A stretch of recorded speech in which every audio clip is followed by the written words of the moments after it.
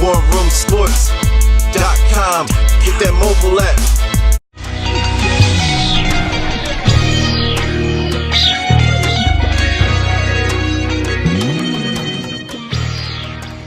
I'm here with Sigmund Bloom from footballguys.com. This is the War Room in conjunction with War Room Sports, and today we're talking linebackers for the NFL Draft for 2014. Still kind of getting used to the idea of it being in May, but it's really going to be. It's kind of getting hard to really think, man, we're a month away, and then you say, oh, not really. So we have a little bit more time, so that gives us a little time to have more guests, and that's what I wanted to do. I brought you on, Sigmund, to talk a little linebackers. But before we go that far, give the fans a little information about yourself and tell them what you do. Yeah, I just love to do anything related to football, 24/7, 365. Fantasy football, NFL from July to January, draft from January to, like you said, May now.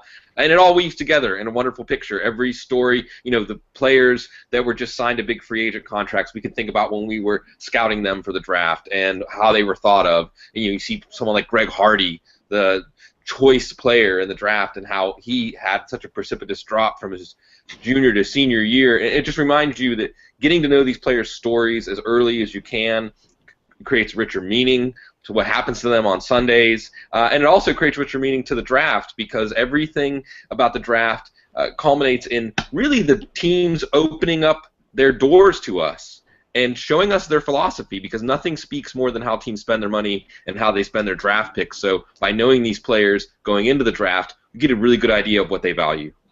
And the NFL, it's a copycat league. There's plenty of things that are going on. We can attest to Seattle doing the big DBs kind of deal. Lots of pass rush, quarterback being a game manager. New England going with these smaller receivers. But some of these teams are going with these very athletic, very versatile 3-4, 4-3 guys that you can kind of just put anywhere throughout on the field. That's the trend right now, and I really think there are a lot of great guys. A guy that I just really want to hit off first with is Khalil Mack out of Buffalo, a guy from down in my neck of the woods, out of Fort Lauderdale, Florida. Somehow I'm still trying to figure out how the big three down here missed on him. But there are those guys that are under-recruited or never recruited, and they just turn out to be something really great.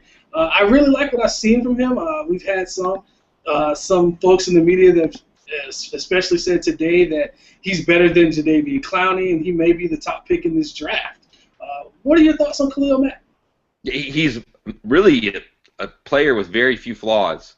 You can leave him on the field in any situation. He's impactful in every situation. He can be a natural pass rusher. He can drop into coverage. He plays the run very well. He's a stout player. He's got ideal size, quicks. And the thing is, Anthony Barr is a player everyone thought, will watch him blow up the combine. Khalil Mack's numbers, pure measurables, were just as good, but he's converted his to dominance on the field.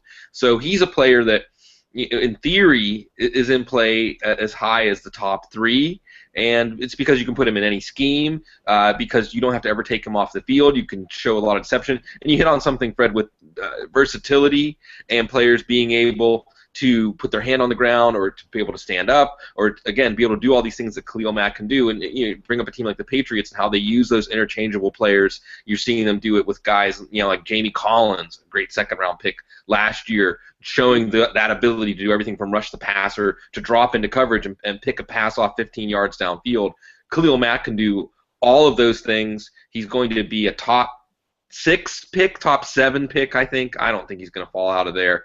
And he is a very rare prospect. I think, for instance, and this is to put these two drafts next to each other, last year and this year, I think Khalil Mack's a better prospect than any prospect in last year's draft. And he's not. He could easily be on the board at 6th or 7th pick. That shows you the quality of this draft.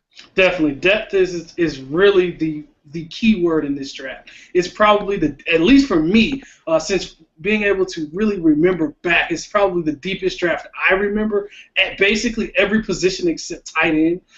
Maybe quarterback, that's a little debatable at quarterback, but especially at linebacker and receiver, you can actually pass on guys early on in those 1st and 2nd rounds and say, I can wait till the 3rd, maybe 4th, maybe even 5th and 6th rounds and get a value guy.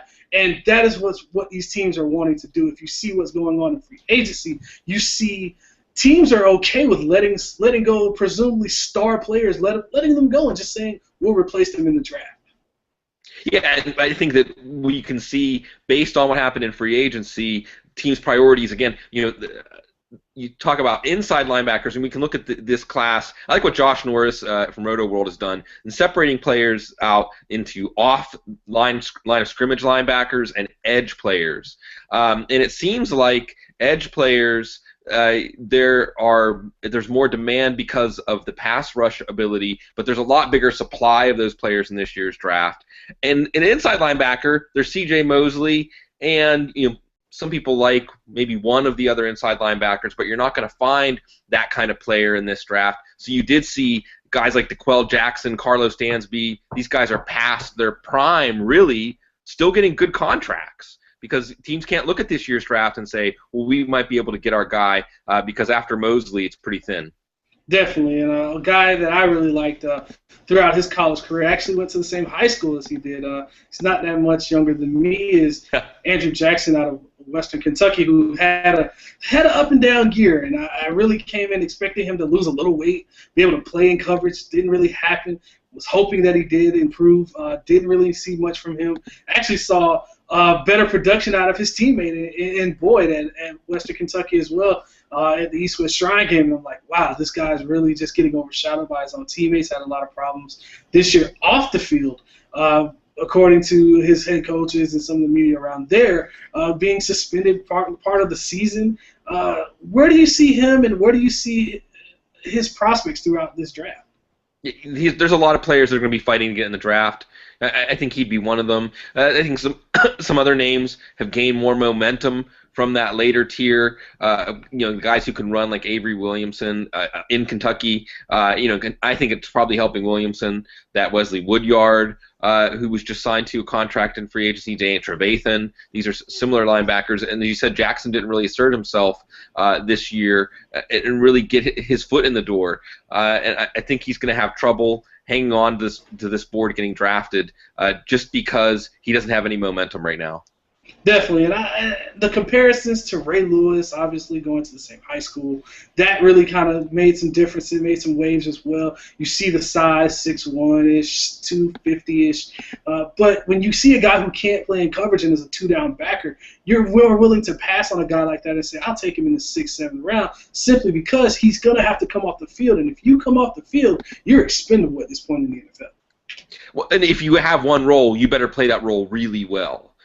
So these two-down thumper types of linebackers, they're pretty replaceable, and he would have to be elite. So you look at a player like Vince Williams last year, who might get a chance to start for the Steelers. I believe they took him, I think, in the 6th round, and he was excellent. He was extremely accomplished, but limited. And it shows you how much that hurts your stock as a linebacker when you have to come off the field in passing downs. And just to go back to your original point about copycat league, following the trends, and you brought up the Seahawks and long corners, we can also bring up the Super Bowl MVP, Malcolm Smith, and he's that linebacker who can run, almost the opposite, a linebacker who maybe doesn't stay on the field in run situations but is on the field in pass situations. There's a lot of guys that can do that in this year's draft. A lot compared to typical drafts, so you wonder about riding the coattails. Guys like Telvin Smith in Florida State, and also Kevin Pierre-Louis, in Boston College, with these guys where they might have been pigeonholed as a tweener, now you have a guy like Malcolm Smith showing how essential a player can be, even though he doesn't play all the snaps. So on one hand, a player can be hurt for not being able to play all the snaps. On the other hand, if you can do that in a way that's harder to find and be impactful on those snaps, these guys can have a lot better draft stock than they would have had a few years ago. Definitely, and a guy that you mentioned his name, C.J. Mosley, one of, if not the best linebacker in this group, and that's a little debatable outside of Anthony Barr and a Khalil Mack, but especially for inside backers where the depth is not really there. You have a guy who's probably going to possibly move out of that middle linebacker position. Fits best in the 3-4, but at the NFL level seems slightly a bit undersized for that. But you see with these Alabama linebackers, they can almost play at any position in that linebacking core.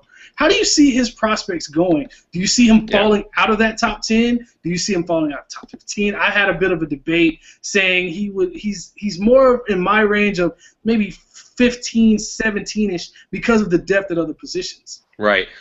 And again, like Mack, I mean, you have a player in Mosley who's going to be a cornerstone of your defense. He's going to set the tone, and he's going to fit in every situation with a skill set. Or he's got the hands for the interception. He's an explosive mover. He's got sideline to sideline range. He's an extremely high football IQ player. Great instincts. You just think of you brought up Ray Lewis, and I'm not comparing him directly to Ray Lewis, but you think of that inside linebacker that your defense rallies around. Guys like Navarro Bowman and Patrick Willis in San Francisco. That's Mosley. That's what you're going to get. And you're right to point out that in this draft, he may fall out of the top 12, 14 simply because of the depth at the top of the draft and maybe things that are tougher to find, offensive tackles, quarterbacks. Also, it's time to bring up Nick Saban here because we have Mosley and Cyrus Kouandjio, the offensive tackle, again, potentially, we never know for sure, getting red flagged at the draft for durability. In the list of Alabama draft prospects who've had to have surgery either leading up to the draft or after their first year, it's just ridiculous. And you have to ask yourself, you had Eddie Lacy last year just coming out and saying, in practice, if you're hurt, you better keep practicing because there's somebody there that's going to take your job if you can't. So he talked about them practicing hurt. And if Mosley does fall farther than we expect, that's the only Jesse Williams last year. If you see a guy fall, if Mosley, he's a top 10 prospect on the field. If he falls outside of that top 15 to 17, then you can chalk that up to Nick Saban. Definitely, and that can be attributed to almost every position on that Alabama Crimson Tide team. I've had a bit of a theory on Nick Saban and that team. And granted, Nick Saban is my favorite college coach. He's been one of my favorite coaches going way back to the Michigan State days, way before he ever got to the SEC. He was a bit of a favorite of mine, even when I'm being a New England Patriots fan. I hate saying this, but once he came down to Miami, it was like, man, it's hard not to like this guy. But but Alabama, for some reason, their players are tapped out by the time they get to the NFL. Outside of a couple guys, Andre Smith, Marcel Darius, guys like that, it's very few and far between.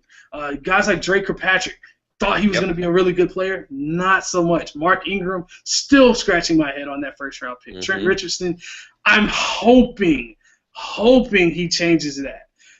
Not sure how that's going to work out, but Alabama, they tend to tap out their players because there is so much talent, and you have to be good, and you have to be able to be on the field at all times, or someone's going to take your job. Yeah, immediately.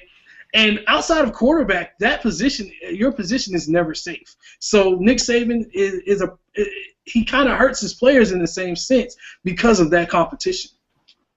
Yeah, but either way, Mosley is, of all these prospects we've been talking about Alabama producing from this defense, and, there was a point in that draft was Kirkpatrick. I don't even remember how many of their defensive players went in the first round. Mosley's as good as any of them. I mean, I think if he would have come out last year, he would have easily been a top 10 pick too, and he provides that versatility. And, I think he's the kind of player that, depending on what they have in this medical attaché, I'm going to endorse taking a chance on him, even if you only get that rookie contract out of him. I think he's a player that can change the culture of a defense. Now, the players that I have really been intrigued with, and really, again, going back to watching another team be very successful, being a Miami Hurricane fan myself, it's very hard to say, man, I like those Florida State guys. But the Florida State linebackers, you have Christian Jones, Telvin Smith. Those guys are just so athletic, and they were the stalwarts on that defense, at least for this year. Next year that may be a different story in that secondary, but at least for this year, those two guys really made the impact on that defense. Christian Jones going down to defensive end and actually making an impact there and showing his versatility. I like Smith a lot, and I think, again, you can't highlight enough how certain players in the draft show us trade winds or the direction of the NFL, and where Telvin Smith, you might have, even as recently as 5 years ago or more recently, you would have had people saying, well, can you move him to safety? What can you do with him because he doesn't have enough size to be a linebacker? Now, with teams playing nickel and dime so much, and teams having to have personnel sets that can match up with a lot of different things the offense can do, he's that nickel linebacker. He's that player with his movement skills, with his natural ability and coverage that really fills in a space on a defense, and he may be a second-round pick because of that. And I think that's another story about this draft in general. We're more specialists. Aaron Donald's another good example of a player that this is the right time. Johnny Manziel, this is the right time for a player like this to come along. The NFL is much more open to this. And as you said with Christian Jones too, just athleticism, versatility, and I guess it's also a moment for us to say, hey, it wasn't all Jameis Winston. The defense. I mean, LaMarcus Joyner. In addition, there's some great players on this Florida State defense, but the linebackers were the heart and soul of that defense. I think Christian Jones is a player. If you were looking for someone to play inside, I might prefer him to Shane Scott or Chris Borland for that athleticism, because at this point, again, what you don't want is your linebackers caught out on an island against a running back or a tight end, the new breed of tight ends, and being exposed in a mismatch. I don't think that's going to happen with the Florida State linebackers. Definitely, and Florida is known for the speed. They are the speed state. One thing you can always know if you're getting any kind of a linebacker, any kind of a DB, especially out of the state of Florida, whether it's Florida State, Miami, USF, UCF, any of those schools, you're going to get a very athletic and very fast guy. Maybe versatile, not all the time, but more than likely you're going to get a guy that can actually run with these new breed of athletes, because guys are getting faster. These tight ends are getting a lot faster. And when you have running backs like DeAnthony Thomas coming in, Jerry Archer coming in, older guys, even like Darren Sproles, who's now with the Eagles, still trying to figure that move out. Drew Brees had a couple comments about that one. But when you have those type of guys in space, and that is what the NFL has become, it's become extremely like college football, where you have spread offenses just putting guys that are very athletic and very shifty in space and saying, make a play. If you can't make that play in space and you can't tackle in space, which is also a lost art, if you can't do those things, you're going to be out of a job very quickly. Yeah, and that's not to say there's not room for the other end of the spectrum, and I think the Patriots can be a good example of having edge rusher types, some linebackers who aren't necessarily quick twitch players. They aren't the speed rushers, but looking in this class at somebody like Kyle Van Noy, who might fit more in that mold. And you keep guys close to the line of scrimmage. It's guys that still have a more open-ended skill set, but if this is what the draft is all about, right? Because in some ways you can say, was this player a good pick for this team? And then the next answer is not an answer, but a question is, how are they going to use him? And I do think that teams are still finding ways to use those stouter, more physical presence linebackers. And you have a player like Rob Ninkovich doing so much, and Mike Vrabel is another guy who did so much for the Patriots in that kind of role. So I think that when we start to sort this class out, you have that spectrum of the Florida State linebackers at one end, and then somebody like Kyle Van Noy at the other end, who isn't necessarily going to win beauty contests, but is a stout physical player, an efficient player, who some teams have shown the ability to get the most out of. And you spoke of the guys that are very stout, they're not going to be superstars. They're not pretty at what they do, but they get the job done. Chris Borland, that says everything about him. He reminds me so much of Zach Thomas. I've almost to the point of saying, can someone just take him early just to put it in perspective? The guy does everything you want. He may not be the tallest, the fastest, but he'll be a solid player. He actually reminds me of a shorter version of a Colin McCarthy coming out of the University of Miami. Just a guy, he can tackle, he can cover a little bit. I don't want him going down the seam every play, but if you can stop the run again, in a division like in the AFC North, a division like in the NFC South. I mean, even if you want to go into a division like the NFC West, where they're going to run the football first, those are divisions where you really will see your success with a guy like that. Yeah, what do you love about watching Borland? I mean, he's a throwback because his game is not measurables, it's not tools, it's instincts, it's intensity. He's a football player. Yeah, and he also, there are some things you like that you could use him as a coaching example on, though. He plays very low.